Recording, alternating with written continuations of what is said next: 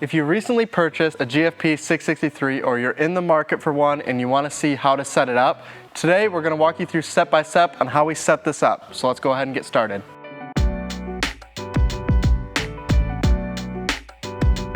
So we're starting in the back of the machine. What we're first going to do is load the laminate onto the machine. So you're just going to twist this. This bar will actually slide out, so this is the easiest way to load it. From here, what we're going to do is, it's going to go this way actually. I'm going to slide this on here. What you're looking for here is, if you can barely see this here, but this material, you're going to want it to be facing up like it is here, so it's going to drop down from there.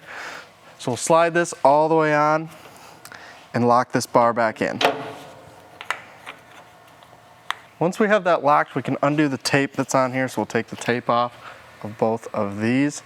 And then what you're going to do next is we're going to take this and we're going to bring it under this bar here. So if you see this metal bar here, what you're going to do is actually roll it underneath this bar here. So we'll pull that all the way through.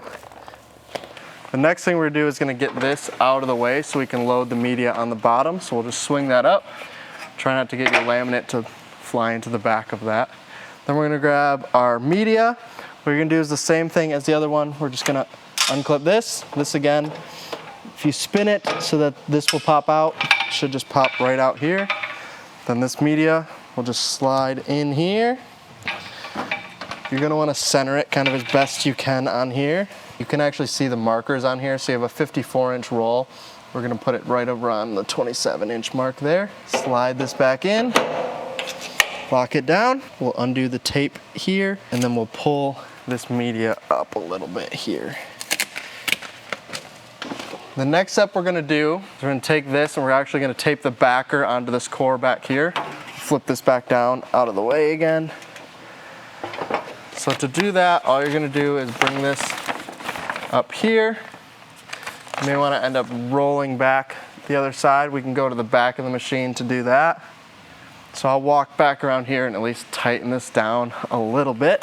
You're going to want to tape this onto this core here. We'll just rip off some tape, tape this on, probably in a couple spots at least. And then we will roll this up so that it's tight again. And then what you're going to want to do is separate the actual laminate from the backer. We're just going to cut just gently through this. You don't want to cut all the way through. You ideally will just cut through the laminate. So when I get done with this, ideally the laminate will just separate from this film. There it is. We're gonna bring this down here. We're gonna actually bring this in front of the silicone roller here. Pull on it a little bit. Make sure to tension this up at least a little bit. So I'm gonna flip this back up and out of the way here. What we're gonna do is pull this laminate down kind of as far as we would like here.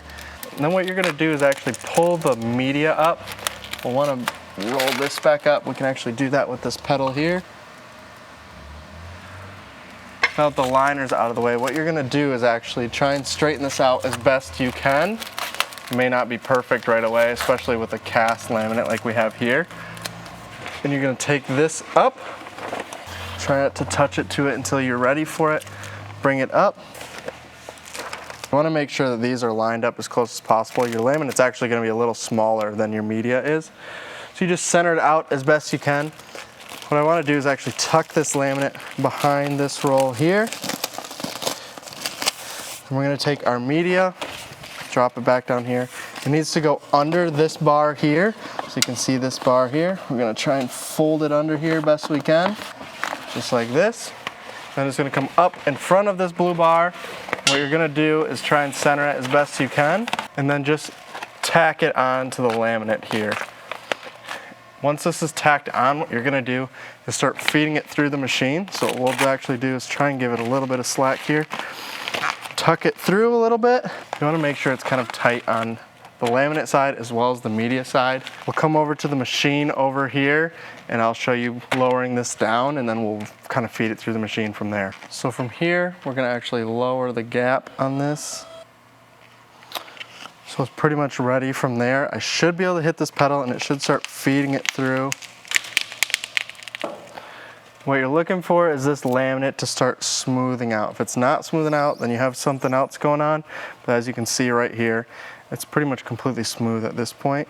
Looks like we're getting a little bit of tension here, so what we may want to do is adjust the choke on this side. We're just going to tighten it just a little bit in hopes that it will pull off this liner a little bit. And then I'm going to feed it through a little more. So from here, we're going to go ahead and go to the back of the machine and actually tape the media onto the core on the other side.